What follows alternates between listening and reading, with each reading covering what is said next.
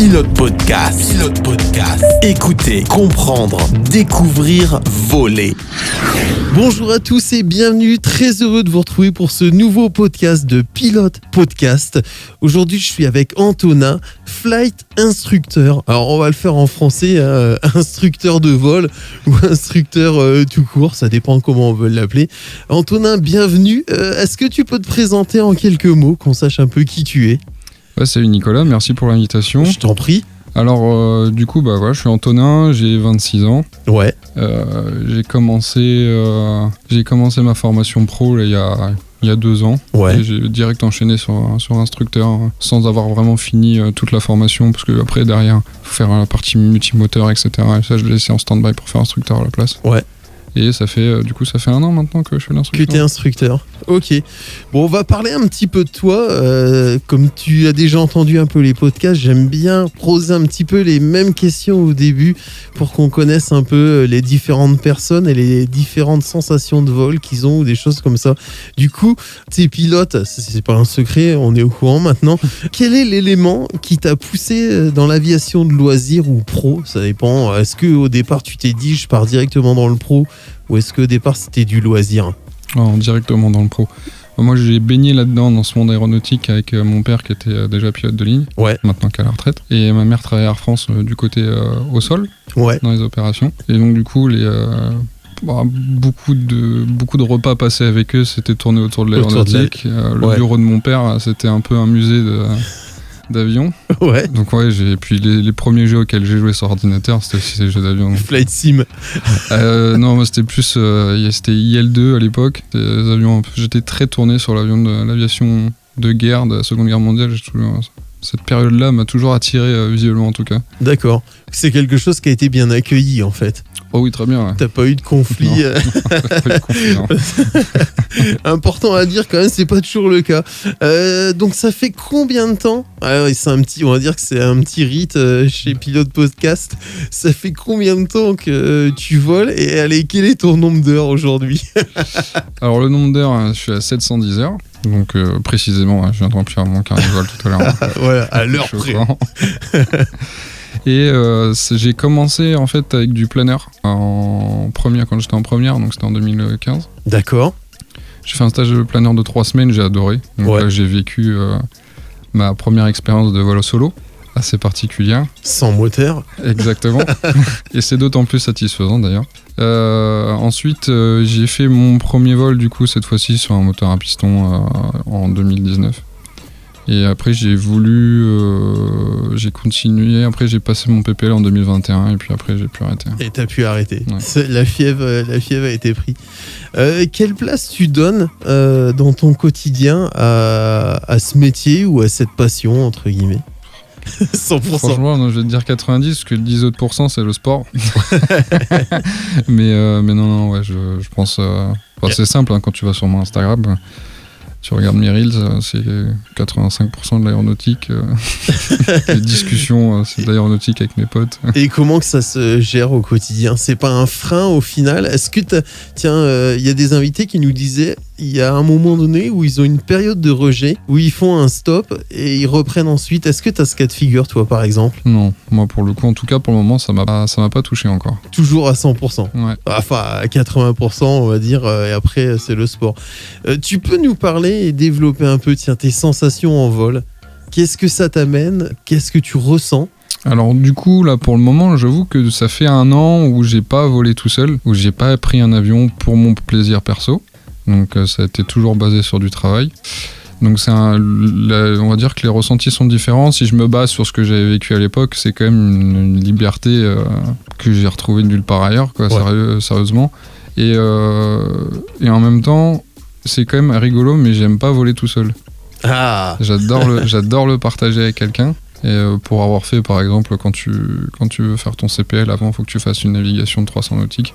Cette navigation-là, je l'ai faite avec mon père, parce que 6 heures de vol, tout seul dans l'avion, c'est long. C'est long. Mais je préfère largement avoir quelqu'un à côté de moi. Et du coup, le côté pro, ça t'amène une sensation différente du côté perso, la sensation de vol en pro ou pas ? Bah oui, parce qu'en fait, moi, j'ai en tout cas avec la formation instructeur, tout ce que je fais dans l'avion, je le comprends. Chaque chose est perçue différemment du coup maintenant. À l'époque, c'est pas que je comprenais pas ce que je faisais, mais c'était plus instinctif. Et maintenant, il y a moins ce côté instinctif et plus compréhension sur chaque mouvement que je vais faire autour de l'avion. D'accord. Même automatique, tu dirais même un automatisme qui se crée ou... Il y a forcément une part d'automatisme, mais elle est beaucoup moins présente qu'avant, je trouve. D'accord. Ok. Et surtout mieux compris. Forcément. Automatiquement. Heureusement, sinon je serais pas instructeur. Bon, avant de venir, ça va être la question suivante, mais juste avant, pour clôturer ce vol, enfin ces sensations perso que tu as, est-ce que tu as une anecdote à nous raconter en vol perso? Après, je t'en demanderai une aussi, j'anticipe, comme ça tu pourras réfléchir. Je te demanderai une anecdote de FI, mais aujourd'hui une anecdote en perso.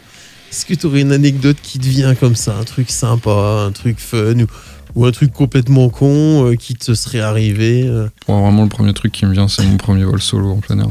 Ça, c'était vraiment une sensation incroyable. Raconte-nous ça, alors, parce qu'on s'adresse aussi à des gens qui connaissent pas forcément le métier. Et est-ce que tu as des sensations différentes en planeur?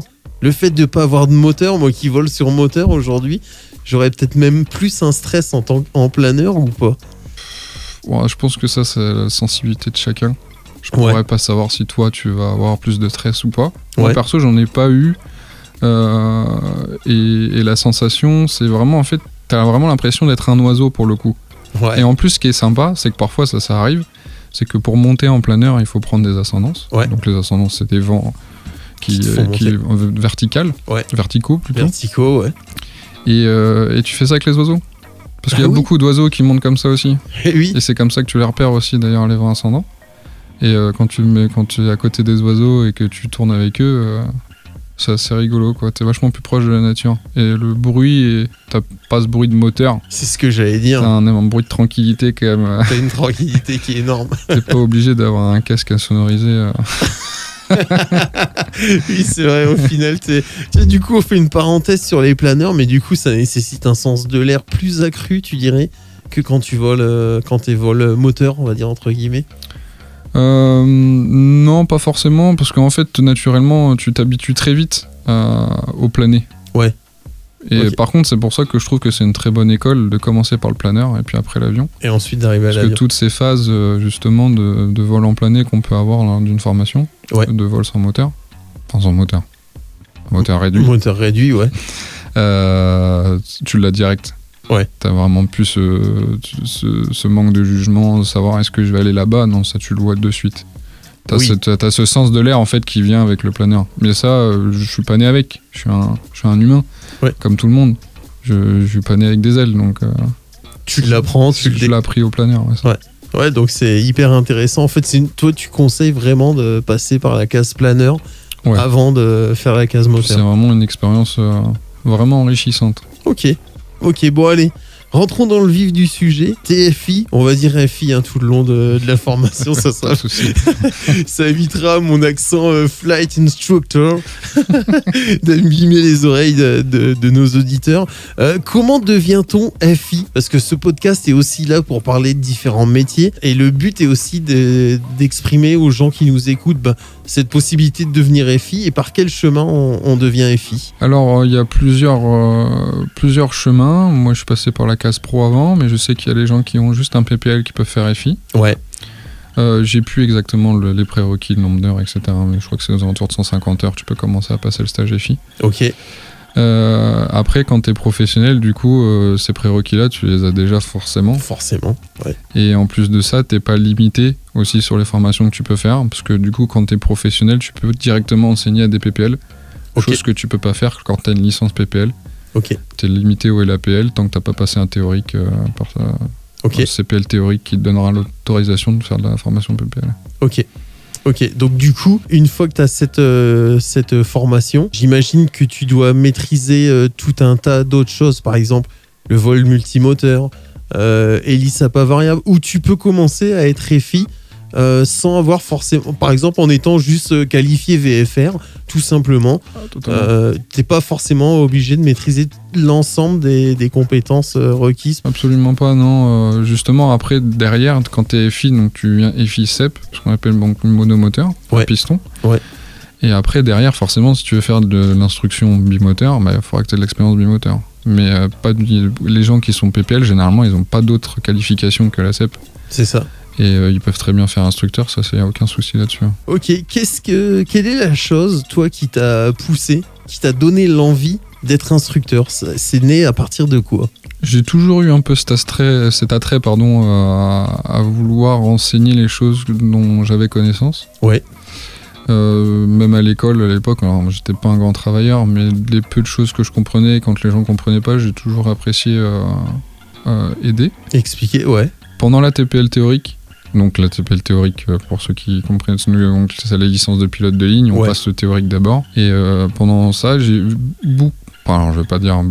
j'ai eu des facilités quand même à comprendre, parce que j'étais vraiment passionné et que je pense que ça a énormément joué. Et il y a plusieurs personnes qui me posaient des questions pour expliquer, etc., pour les aider. Et pareil, j'ai pas de problème, je pouvais y passer 4-5 heures. J'appréciais vraiment échanger là-dessus. Et pour moi, c'était une évidence. J'ai toujours voulu faire instructeur, du coup, derrière. Naturellement, tu t'es dit, je vais transmettre et je vais passer cette sensation de transmettre. Quel plaisir aujourd'hui, alors ça recoupe un peu la première question, mais quel plaisir, du coup, tu as à transmettre ces informations que tu as? Ça va plus être, on va dire, dans le vol technique à proprement parler, où tu vas plus aimer, par exemple, expliquer, comme tu le disais, des choses théoriques, parce qu'on en a besoin également pour le PPL. Ça va se traduire comment, toi, le plaisir que tu tires à TFI aujourd'hui? Les deux. Les deux. Non, vraiment, j'ai pas de préférence. J'apprécie tout autant pouvoir fournir des informations théoriques, mais également en vol, voir comment l'élève évolue. Et lorsque tu t'enseignes toute la pratique, tu vois l'évolution de l'élève, et c'est ça qui est vachement gratifiant. C'est de voir l'évolution de l'élève, voir qu'il évolue bien, et surtout quand il passe les tests à la fin pour le PPL et qu'il réussit. C'est gratifiant, ouais. C'est ça notre réussite, nous, en tant qu'instructeur. Parce que tu te dis, j'ai su le former, il a aujourd'hui les bons réflexes, et c'est en partie grâce à ce que tu as été capable de lui transmettre. Et pareil pour la côté théorique, du coup. Parce que quand vous passez votre théorique, enfin je dis vous, tu l'as passé du coup maintenant, mais quand les élèves passent leur théorie, et j'ai beaucoup de questions qui viennent de la part des élèves en me disant, est-ce que tu peux m'expliquer ça. Ouais. Et voir qu'à la fin ils me disent, ah, j'ai vachement bien compris, merci. Et qu'en plus ils réussissent leur théorie, c'est aussi gratifiant, quoi. Donc t'es content. Ouais. Je sais que t'imagines que tu fais du bon travail, quoi. et Dieu sait qu'il y a des questions quand tu passes le théorique. je pourrais en parler. C'est vrai qu'on a 1000 questions, en fait. Quelles sont pour toi, les qualités inévitables, indéniablement, que doit avoir un FI? Alors la patience, tu vas me dire. Direct, c'est obligatoire. La remise en question perpétuelle, tout le temps. T'es pas Dieu, t'as pas la science infuse. Ouais. Il t'arrive de dire parfois des bêtises, que l'élève puisse te reprendre, et il faut pas avoir cet ego en disant c'est toi l'élève, moi l'instructeur, t'as pas ton mot à dire. Loin de là, justement. Et en fait, on apprend aussi énormément des élèves. Parce que justement, les élèves, parfois, ils ont des questions qui sortent de nulle part. T'as pas la réponse, et justement, ça te pousse à aller la chercher pour lui donner. Donc non, c'est la remise en question perpétuelle. Faut jamais se dire que t'as la bonne réponse H24, sinon tu te perds. Alors j'allais dire, c'est un peu un domaine qui est propre à l'aviation. J'ai l'impression que le jour où on se remet plus en question, ça devient compliqué dans ce milieu. Tu le redis par rapport à l'instruction, et je rebondis aussi, effectivement ça te fait grandir d'avoir, en fait, ce côté FI, c'est win-win, parce que comme tu le dis, les élèves te font autant grandir que toi tu les fais grandir, tu dirais. Oui, totalement. C'est exactement ça. Comment t'arrives justement à faire naître cette relation entre élève et FI, et est-ce que t'as une formation au sein de, quand tu veux être FI, est-ce que tu as une formation, je sais pas, on va dire en psychologie quelque part, pour réussir à aborder cet élève? Comment tu gères ça? Effectivement, on a une partie de la formation qui est basée sur la pédagogie. La pédagogie, ouais, chercher le mot. Et après, je pense aussi que ça vient de ton caractère à toi. Il y a des gens qui font FI, mais ils n'ont pas trop cette liaison-là qui se fait facilement avec les élèves. Moi, jusque maintenant, je me suis jamais retrouvé avec un élève qui n'était pas content d'être là. Ouais. Et ça, d'ailleurs, c'est d'autant plus gratifiant. C'est ce que j'allais dire. Quand ils ressortent tous avec la banane, bon, sauf quand ils ont fait un vol de merde. Non, de merde. Comme on en fait tous. Où là, tu essaies justement de les remotiver en disant que ça arrive, que c'est normal. Ouais. Mais cette liaison-là, elle est assez naturelle. Après, j'ai un tempérament aussi à être sociable. Donc j'aime bien que quand les gens ils viennent faire un vol d'instruction avec moi, s'ils n'arrivent pas avec le sourire, je vais leur donner le sourire pour qu'ils repartent avec ce sourire-là. Et que tout se passe dans la joie, la bonne humeur, le rire, tout en restant sérieux bien évidemment, mais que ça soit vraiment un moment de plaisir. T'as eu, ça me vient comme ça cette idée, cette question, t'as eu à un moment donné un besoin par exemple de soit recadrer quelqu'un ou soit de dire non là écoute... alors, je vais peut-être mal le dire, mais je suis EFI et du coup, ce que je te montre là, c'est la bonne chose. Et malheureusement, quoi que t'en penses, est-ce que t'as déjà eu ce genre de situation, par exemple ? Oui, ça m'est arrivé quelques fois. J'ai aussi eu des discussions avec des élèves où je voyais que potentiellement ça allait pas le faire et leur ramener juste cette remise en question en se disant peut-être que ça sert à rien de s'enterrer, et finalement, c'est de l'argent aussi qu'on investit dedans. Ouais. Pour que il y a très forte chance que ça se passe pas, parce que chaque profil est différent et tout le monde n'est pas apte à faire de l'aéronautique comme tout le monde n'est pas apte à faire n'importe quel métier. Moi, je sais très bien que boulanger, par exemple, je pourrais pas. Mais c'est normal. Mais tout le monde est différent et ça, c'est le moment un peu plus difficile. Parce que forcément, quand parfois l'élève il dépasse un peu les limites, tu passes un peu pour le méchant, mais c'est nécessaire parce qu'on n'est pas en train d'apprendre à faire du vélo. On a un avion quand même, mais à tout moment, il y a le sol qui nous rappelle. Oui.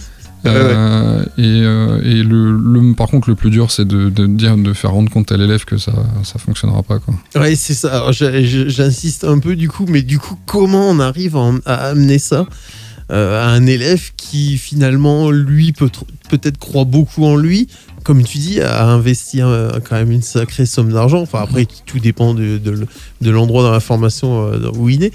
Du coup, comment on amène ça avec beaucoup de tact, j'imagine ? Tu lui amènes d'autres perspectives. Tu lui fais comprendre qu'effectivement l'obtention de la licence sera compliquée, mais s'il est vraiment passionné par le vol, rien ne lui interdit de prendre des vols de temps en temps avec un instructeur. Mais pas pour apprendre du coup, ou même de voler avec des privés d'ailleurs. Il y a des gens qui sont déjà brevetés, ils peuvent voler ensemble. Bon, l'avantage de l'instructeur, c'est qu'officiellement, tu as le droit de toucher aux commandes. Ouais, c'est ça. Et juste du coup, il n'y a plus cette leçon dans le vol. C'est vraiment un vol plaisir et le mec, tu le laisses vraiment faire ce qu'il veut. Il n'y a plus justement cet objectif pédagogique dans ce vol. Ouais. Et donc là, tu lui amènes plutôt cette solution-là. Ouais. Bon, ça m'est arrivé 2 fois, les 2 fois ils sont jamais revenus. Malheureusement. Ouais. Et est-ce que tu as eu l'inverse, justement, enfin, ou pas tout à fait l'inverse, mais est-ce que tu as eu une personne où toi tu te dis, c'est mort, il n'y a rien à en faire, et le mec il bûche, et finalement, à ta surprise et peut-être la sienne, tu te dis, ah ouais, quand même, finalement, il y est arrivé et j'aurais pas misé 10 € dessus, tu vois. Est-ce que tu as eu ce cas de figure ? Ça m'est jamais arrivé pour le coup. Non, pour le coup. Non, pas encore. Ok. Raconte-nous, tiens, ton premier vol d'instruction. Comment ça se passe ? C'est ta première heure. T'es jeune FI. Comment que ça s'organise ? Comment tu prends en fait possession du poste, entre guillemets ? Déjà, t'as pas l'impression d'être légitime, d'être à ta place, tu vois. Ça commence par là, parce que c'est ta toute première heure, tu sors de formation et t'as à peine plus d'heures que... Parce que moi, là, le premier vol d'instruction que j'ai fait, la personne était déjà brevetée. D'accord. Ok. Et t'as à peine plus d'heures que la personne et t'es censé lui réenseigner comment voler, entre guillemets, sachant qu'elle savait voler. Et là, tu te dis, bon, est-ce que je suis vraiment à ma place ? Mais sinon, ça s'est très bien passé, j'en garde un bon souvenir de ce premier vol d'instruction. Au final, ça s'est bien passé, chacun a repris sa place, entre guillemets. Ouais, parce que c'est ça, justement, naturellement, la personne, elle n'a pas... Bon, tu te présentes à elle, tu lui expliques un peu ton parcours, et donc elle est au courant que ça fait pas 10 ans que tu es dans le métier. Et même malgré tout ça, elle a quand même gardé sa place d'élève, et moi d'instructeur. Et ça a été facile pour moi, du coup, d'avoir cette place et pas devoir essayer, entre guillemets, de te battre dans le cockpit pour avoir cette légitimité. Ouais. parce que la personne va te remettre en question 35 fois, c'est pas agréable quoi. C'est pas, ouais. Ça m'est jamais arrivé, je sais que ça arrive de temps en temps, parce que j'ai des collègues qui m'en ont raconté. Mais non, du coup, ce premier vol d'instruction, c'était un vol vers Vatry, d'ailleurs. Personne, elle s'est perdue. Donc... T'avais une appréhension quand même quelques minutes ou quelques heures avant de prendre... T'étais dans quel état d'esprit, hormis le fait où tu as un doute sur ta légitimité, mais du coup, t'avais cette appréhension Non, pas d'appréhension, parce que vraiment, la qualification instructeur, la formation, elle est vraiment top et complète. Et quand tu sors de là, tu sais que t'as les clés pour être instructeur. Ouais, tu sais où tu vas. Ouais, t'as pas l'expérience. D'ailleurs, ça fait partie de la qualification instructeur, c'est comme le PPL. Ça fait partie de ces qualifications ou licences où en fait, on te donne pas l'expérience. On te donne le droit de pouvoir acquérir ton expérience plus tard. Ouais. Est-ce que tu vois ce que je veux dire ? Il y a un instructeur qui m'a dit ça, ouais. Il m'a dit, maintenant que tu as ton PPL, tu vas pouvoir apprendre à piloter. Exactement. C'est tellement vrai. C'est tellement vrai. Et donc, mais par contre, la formation est très bien faite et t'as pas... Enfin, si tu fais ça consciencieusement, tu t'arrives pas avec le doute de tes capacités en tout cas. Ok. J'imagine que pendant la formation, tiens, on fait une petite parenthèse, il y a des jeux de rôle un peu. Tu tombes sur... parce que vous êtes en formation en binôme, je pense.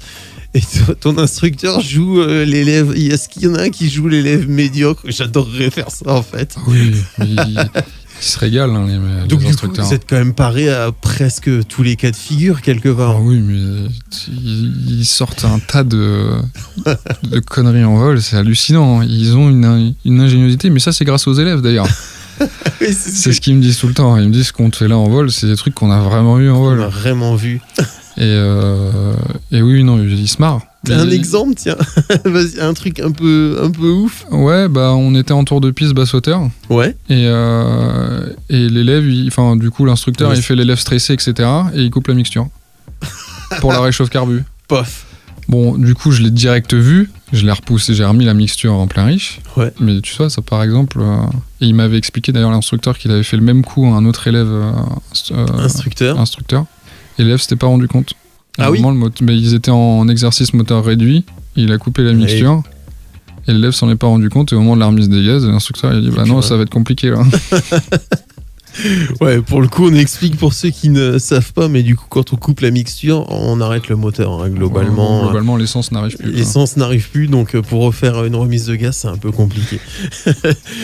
T'es passé par élève pilote, aujourd'hui t'es FI.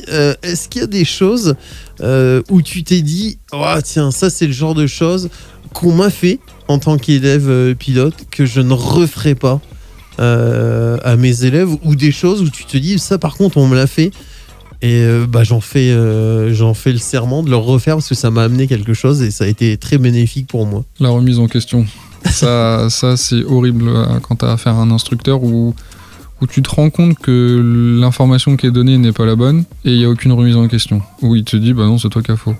Ouais. Ça c'est dur, et ça c'est un truc que je veux pas faire revivre à un élève. Ouais. Et par contre, le vol joyeux, mais en même temps carré, ça c'est un truc que j'ai vécu sur 90% de ma formation. Et je me suis dit, ça peut pas se passer autrement. Alors parfois, effectivement, t'as des humeurs, hein, t'as des jours à 100. Oui, c'est un peu moins joyeux, tu parles moins, mais globalement, ça c'est quelque chose que j'ai toujours eu dans ma formation, ça s'est toujours bien passé. Et je me suis dit que moi, en tant qu'instructeur, il fallait que ça se passe comme ça, parce que je veux pas, comme je t'ai dit, je veux pas que l'élève reparte dans la gueule, quoi. Oui, donc, c'est ça. T'es pas l'instructeur.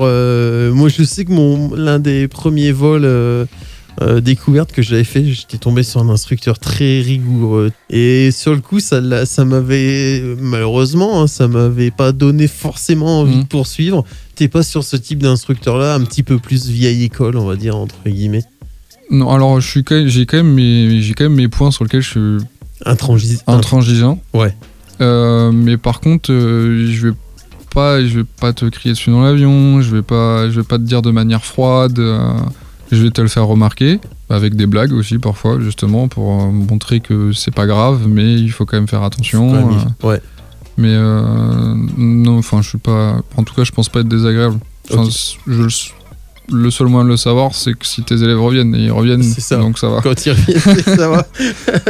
Est-ce que tu as une anecdote un peu gênante ou à l'opposé, un truc un peu sympa que tu as eu avec un élève en tant que FI? Alors je sais pas, ça peut être un remerciement, je sais pas, t'as filé j'allais dire une bouteille pour te remercier, mais l'abus d'alcool est dangereux pour la santé, il faut le préciser, on est sur un podcast.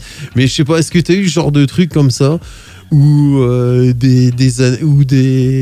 tiens, un mec qui te plante et qui te file une excuse complètement pourrie, parce que ça doit faire aussi partie du jeu, malheureusement. Oui, ça arrive, mais non, l'anecdote la plus sympa que je peux raconter à l'heure actuelle, c'est d'avoir fait un vol d'initiation avec un jeune de 17 ans. Ouais. À qui on avait offert ça, il avait jamais volé. Il montait dans l'avion, il a passé un moment incroyable. Ouais. Il s'est inscrit au PPL. Il veut faire professionnel. Ah ouais, d'emblée. Ouais, c'est cool. Ça, c'est cool. C'est cool parce que là, il a passé un bon moment et t'as su lui donner envie. Et il y en a un deuxième, j'ai un deuxième qui m'arrive, qui me vient en tête. Un vol découverte qu'une personne de 90 ans, il n'avait jamais volé.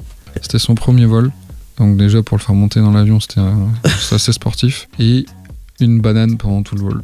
Il est reparti quand on s'est posé, il m'a dit merci beaucoup, c'était vraiment génial, c'est un de mes plus beaux souvenirs. Et c'est comme je te disais, c'est le partage, mais j'adore le partage. Ouais. Et ce genre de moment, ça fait toujours plaisir. Quoi. Bah ouais, est-ce que tu leur illumines les yeux, en fait? Ce qu'on voit tous les jours et qui finalement devient un petit peu banal, ça permet aussi de te rendre compte ou des fois te remettre un peu plus les pieds sur terre. Exactement. Et te dire ce que tu as la chance de voir, en fait, c'est quand même assez exceptionnel à chaque fois. Est-ce que, tiens, j'ai vu ça en préparant l'émission, il y a plusieurs statistiques qui montrent qu'un élève pilote plus âgé, en tout cas, versus un jeune, comme tu m'expliquais là, se donne plus les moyens d'aller jusqu'au bout de sa formation PPL. Est-ce que tu es d'accord avec cette statistique? Est-ce que c'est quelque chose que toi, tu ressens également aujourd'hui? Les deux cas de figure dont je t'ai parlé, où j'ai dû amener une certaine réflexion pour se rendre compte que l'obtention de la licence allait être difficile, c'est deux personnes âgées qui étaient à la retraite. Donc du coup je vais plutôt contredire les statistiques que pas l'expérience. J'ai pas 10 000 heures de vol, donc je peux pas non plus disons que mon panel est assez étroit pour le moment, mais je serais pas étonné parce que comme on a dit, c'est un coût et généralement c'est quand t'as de la bouteille dans la vie tu te rends compte vraiment de la valeur de l'argent, et quand tu commences à investir on va dire grosso modo 10 000 euros pour un PPL. Si c'est ton argent, tu fais en sorte que ça se termine bien, quoi. C'est ça, t'as pas envie d'arrêter au bout des 8 000 et dire ouais non, finalement peut-être que je me suis trompé de chemin. Parce qu'après il y a aussi pas mal de jeunes en fait où c'est les parents qui les poussent à faire de l'aviation, et ces gens-là, ces jeunes, ils sont pas motivés. Oui, finalement tu le revois dans le cockpit au final. C'est le gamin est plus là par obligation versus ses parents, c'est ça? Ouais. Ok. T'es FI sur plusieurs clubs aujourd'hui. Est-ce que tu trouves profil d'élève type, on va dire, plus intéressant qu'un autre, sans faire de discrimination ou quoi que ce soit? C'est vrai qu'on a un peu abordé le sujet avec cette statistique, mais du coup, est-ce que toi, t'as un profil type où tu te dis ouais, c'est ces gens-là? Alors tu vas me dire les mecs qui sont 100% motivés, forcément. Mais est-ce que ça va un peu plus loin? T'as décelé d'autres choses ou pas? Pour le coup, là, j'ai pas de profil type. Ouais. Moi, à partir du moment où t'arrives, t'as envie d'apprendre et que tu t'arrives pas les mains dans les poches, que t'as révisé le vol d'avant, que t'es motivé, quoi, finalement. Ouais. Sans pour autant faire 3 vols par semaine. Hein. Juste chaque vol, tu sens que ce que tu lui as montré, il va pas l'avoir oublié dans 3 semaines. Et avoir ces élèves-là, c'est vraiment le kiff total. Un petit truc en plus quand les mecs veulent faire pro, parce que foncièrement tu pousses un peu plus la formation, tu vas un peu plus loin, tu montres un peu plus de choses qui pourront leur servir plus tard quand ils vont faire pro, qui est pas forcément nécessaire pour quelqu'un qui fait du privé. Mais non, il y a pas le profil type, c'est que si quand t'arrives avec la motivation, c'est vraiment agréable quand t'es instructeur. Tiens, une petite question par rapport à ça. Ça a été mon cas. Mais quelle est ta vision sur le fait, moi, pour parler de moi 5 minutes, mais j'ai filmé ma formation. Chaque étape de ma formation, je l'ai filmée pour pouvoir la revoir chez moi et mieux assimiler les choses, parce qu'en vol, il y a tellement de choses à assimiler que je trouvais que c'était pas suffisant si j'avais pas l'enregistrement. Qu'est-ce que tu penses de ça, toi, on va dire de la révision par la vidéo quelque part? Eh ben, tu me poses une colle. Ça y est. Tu me poses une colle. Je pense pas que ce soit quelque chose de négatif parce que finalement c'est à peu près utilisé dans tous les sports. Donc je pense qu'il y a un vrai plus là-dedans. Maintenant, si c'est à titre comme toi t'as fait pour réviser tes vols et pas pour les mettre en ligne, etc., pour faire des vues, je pense que ça peut être très positif. Maintenant, il y a toujours comme quand les gens font ça dans un autre but. Là, pour moi, il n'y a aucun point positif et au contraire, ça amène parfois, je pense, ça peut amener des comportements qui ne sont pas adaptés. Oui, on le voit même sur certaines personnes influenceuses entre guillemets qui partagent leur vol. En fait, sur des détails, ils se font allumer pour des trucs qui sont complètement non fondés, tiennent pas en compte les éléments, le type d'appareil, etc. Est-ce que tu as eu, j'allais te dire, des élèves où celui-là tu le sens pas? Bah oui, effectivement, on l'a répondu juste avant. Un conseil justement pour bien progresser, ou on va dire the conseil que tu aurais aimé avoir et qu'aujourd'hui tu donnes avec ton expérience de FI. Qu'est-ce que tu dirais à un élève qui te pose la question de ce qu'il faut faire pour bien avancer et aller au bout de sa formation PPL? Bah, le conseil, c'est d'être régulier, surtout dans la partie pratique, parce que c'est quelque chose de totalement nouveau. Et comme je disais, on n'est pas fait pour voler. Et 45 heures, ça passe vite. Donc si on les étale sur une fois par mois, en fait, on attend, en plus de ça, avec les gens qui travaillent à côté, le vol que tu as fait il y a un mois, il est oublié. Tu l'as complètement oublié. Ouais. Donc tu vas pas prendre 45 heures, ça va te prendre 60 heures, ça va te coûter plus cher. Après, ça te demande du temps, forcément, de la disponibilité. Mais le meilleur conseil, c'est la régularité dans l'apprentissage. Ouais. Et ne pas avoir de grosses périodes de sans, quoi. Tu préconises combien de temps entre 2 vols pour que ça aille bien? Au début, moi, je dis aux élèves 2 vols par semaine. Et après, quand ils sont bien à l'aise avec la machine, qui commencent à être bien à l'aise avec le pilotage, on passe à 3. Ouais. Et quand après tu pars en navigation, on repasse à 2. Parce que c'est quand même nouveau et ça demande beaucoup d'énergie aux élèves. Ouais. Et donc non, 2, 3 quand t'es à l'aise. Et après on repasse à 2 avec la navigation. Parce que ça prend du temps aussi à préparer la navigation. Les navigations prennent du temps, ouais. Mais c'est vrai que je me souviens de mes premiers vols. Au départ, on a tendance à espacer un peu et c'est vrai que on se réacclimate avec la machine et c'est quelque part c'est du temps qu'on perd. Ouais, c'est vrai que je confirme effectivement cette info. Tiens, pour aller jusqu'au bout pour toi un PPL en termes de timing global pour être dans les clous, ça se passe sur quoi? Sur un an et demi, grosso modo? Bah, du coup, si tu suis ce que je t'ai dit juste avant, à base de... faut savoir que les navigations, du coup, ça prend plutôt 2 heures de vol. Si tu fais, donc, on va prendre une moyenne de 3 heures par semaine, le long de ta formation, au final, tu l'as bouclé en 15 semaines. Donc 15 semaines, ça fait 3-4 mois, quoi. Ça fait, c'est ça. Alors, si tout se passe bien, là, ici, on est dans le nord de la France, les aléas météorologiques... bien que parfois les vols peuvent se faire, il faut quand même penser à l'élève qui comprenne ce qu'il est en train de faire. Ouais. Donc les toutes premières leçons, je sais pas si tu t'en souviens, sur la relation avec l'assiette. Ouais. Rien en dehors, si tu vois plus l'horizon, ça sert à rien de la faire. C'est ça. C'est compliqué. L'élève va plus rien comprendre. C'est ça. Donc si la météo le permet, c'est vrai qu'en 4 mois tu peux le faire. Maintenant, ces profils-là, généralement, c'est des gens qui veulent faire pro. Mais des gens qui font ça dans le loisir, j'en ai pas eu qui l'ont passé en 4 mois. Généralement, ça prend plus de temps. Oui, ça prend un peu plus de temps quand même. Parce qu'il faut le temps, il faut l'argent. Oui. Donc, il faut assimiler. Puis, comme tu dis, les conditions météo sont pas forcément faciles. Tiens, une question pratique qu'on m'a posée. Et je me suis dit, tiens, je la poserai à un instructeur. Je te l'avais pas donnée, mais elle me revient tout de suite. Comment tu vis, à quel moment tu arrives à décider? On parlait de ton lâcher solo.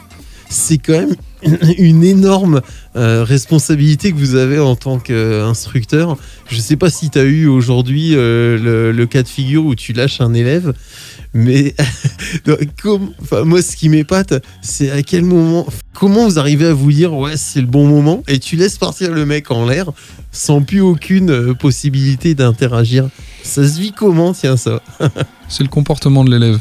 Ouais. Plus que, parce que, à vrai dire, tous les lâchers, les mecs, quand on les lâche, ils ont les compétences, on le sait. Ils sont capables de faire voler l'avion, de le faire décoller, de le faire atterrir. Parfois de façon un peu plus rude que d'autres moments. Bon, ça, c'est pas bien grave, l'avion, il est quand même fait pour. C'est le comportement de l'élève, voir qu'il est calme.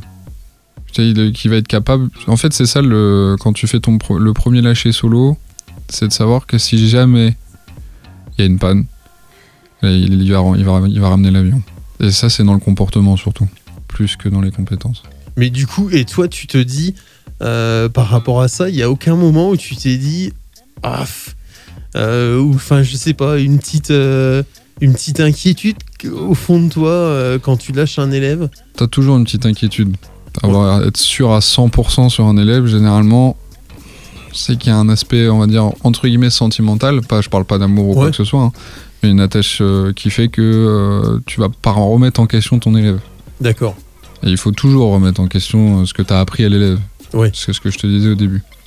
Donc t'es jamais sûr à 100%. T'as toujours un petit facteur stress toi-même en tant qu'instructeur. En tout cas, moi, c'est ce que ça me fait. Maintenant, tu connais ce dicton, quand il y a un doute, il n'y a pas de doute. Ouais, c'est le dicton. Donc si j'ai un doute avec un élève, ça attendra le prochain vol.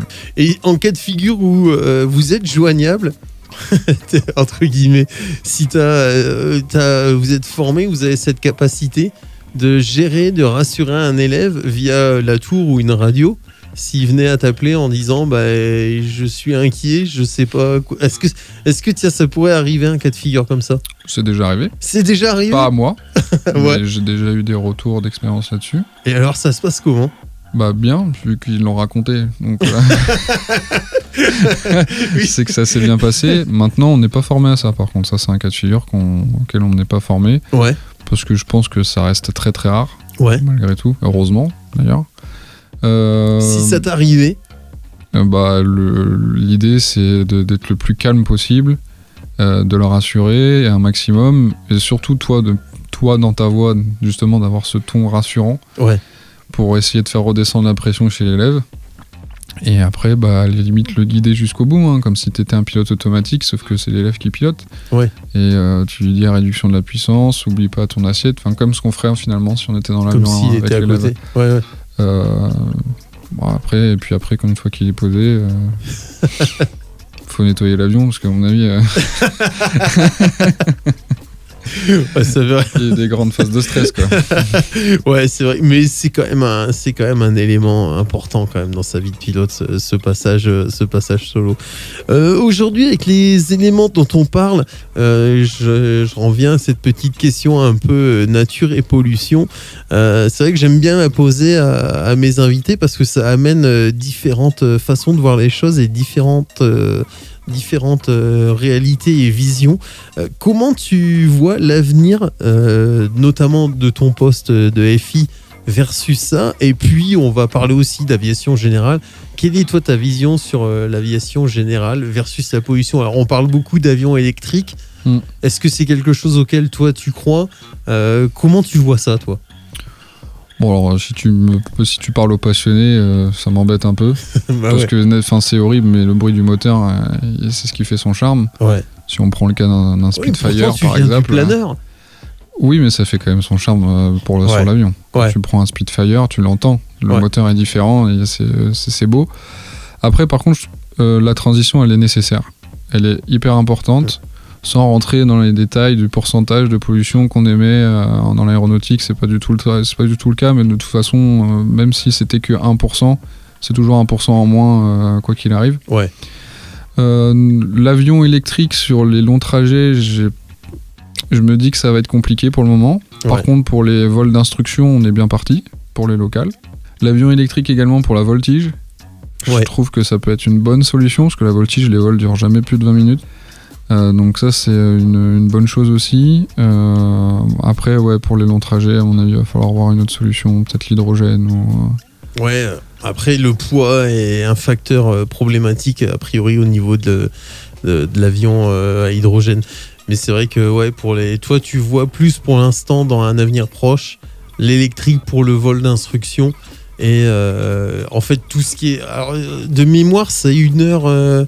C'est une petite heure d'autonomie, l'avion électrique, hein, c'est ça? Ouais, mais du coup, si tu rentres dans l'aspect réglementaire, la petite heure d'autonomie, bah, t'as déjà 30 minutes que tu dois réserver. Enfin, si tu pars en local, t'as 30 minutes que tu dois réserver pour ta réserve finale. Donc ça te fait que 30 minutes de vol. Et encore non, parce que si demain, il faut que tu prévois aussi ton terrain de dégagement. Ouais, c'est ça.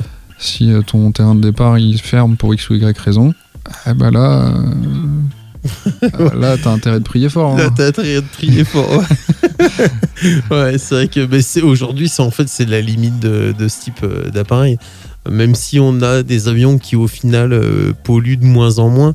Je pense notamment à ceux qui sont capables de tourner avec du 98, qui, au ratio vitesse-déplacement, sont quasiment arrivés au même niveau qu'une voiture. C'est vrai qu'au final, passer dans l'électrique, dans la formation, oui, comme tu dis, même si c'est que 1%, c'est 1% à courtir, c'est toujours ça. Allez, on va finir cette interview avec un mot conseil pour une personne qui souhaite pousser la porte d'un club pour passer son PPL, ou une personne qui a son PPL et qui veut passer FI, par exemple. Quel conseil, quel mot tu lui donnerais avant d'entamer l'interview flash? Bah, si c'est vraiment quelque chose qu'on aime faire, que ce soit pour l'aéronautique ou pour autre chose de manière générale, de toute façon, faut pas se fixer de barrière, en fait, faut pas avoir peur. Alors, ce qui est difficile avec l'aéronautique en plus de ça, c'est que c'est très mal renseigné. C'est dur d'avoir des informations. Quand par exemple tu vas à l'école, les profs ils te balancent tout un tas de bêtises en fait sur l'aéronautique qui sont pas vraies. Comme par exemple, faut pas de lunettes. Ouais. Ça c'est complètement faux. Alors oui, c'est vrai avec l'armée. Ouais, avec l'armée, ouais. Mais dans le civil, non, c'est pas du tout vrai. Ouais. Donc faut au moins aller chercher les informations dans les aéroclubs pour justement voir si c'est jouable ou pas. Ouais. Mais non, faut surtout pas se fixer de limite. Si on a envie de faire quelque chose, faut le faire. C'est important. La vie, elle est là pour être kiffée, hein, donc. Non, c'est ça. Si c'est l'aéronautique qui te donne vraiment envie, bah prends ta voiture ou tu demandes à ta mère ou ton père de t'emmener et tu vas prendre les informations sur place. Et un profil d'instructeur, quelqu'un qui veut devenir instructeur, il y a, on va dire, comme un vol d'essai qui lui permettrait de voir si c'est fait pour lui ou pas. Pas à ma connaissance. Et on est au courant, je pense, au fond de nous, si on est capable, si on a cette envie de transmettre. C'est ça. Au final, c'est l'envie qui est au cœur de tout. Bien sûr. Bon, je te laisse le mot de la fin. Est-ce que tu veux rajouter quelque chose avant de passer aux 10 questions flash? Non, c'était vachement sympa. Un sujet qu'on n'aurait pas abordé ou quoi que ce soit? Non, pas spécialement. J'ai pas grand-chose à rajouter. C'était vachement sympa. Merci pour l'invitation. Bah, je t'en prie. Allez, on va faire notre petit rituel. Bon, t'as déjà répondu à pas mal de questions au final.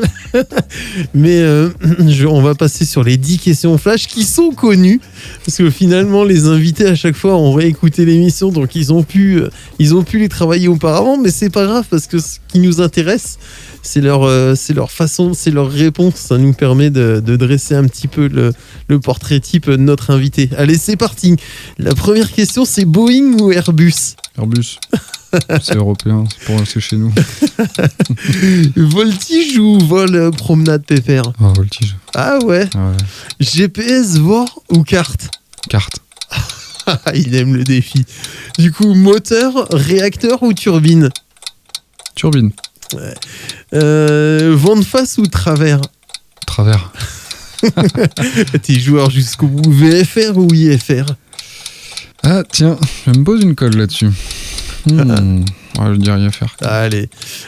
Kiss landing ou hard landing? C'est pour la... Ouais, les hard landing, ça fonctionnera que pour les pilotes de chasse sur les porte-avions. C'est ça. J'aimerais bien qu'il y ait quelqu'un... Non, moi j'aime bien quand ça pose, quand ça tape. Ouais. Quand t'es instructeur, t'aimes pas ça. Hein. Vraiment, t'as mal au dos. Ouais, donc kiss landing. Ouais, clairement. Au sol ou en l'air? En l'air. J'attends aussi un invité qui me dit au sol, moi, finalement. Seul ou accompagné? Accompagné. Et avec ou sans moteur? Sans moteur. Sans moteur. Ah ouais. Ça donne envie quand même finalement d'aller tester le planeur. Merci Antonin, merci à toi d'être venu. Merci. Et puis je vous dis à très bientôt pour un nouveau podcast de Pilote Podcast, les amis. Pilote Podcast. Pilote Podcast. Écoutez, comprendre, découvrir, voler.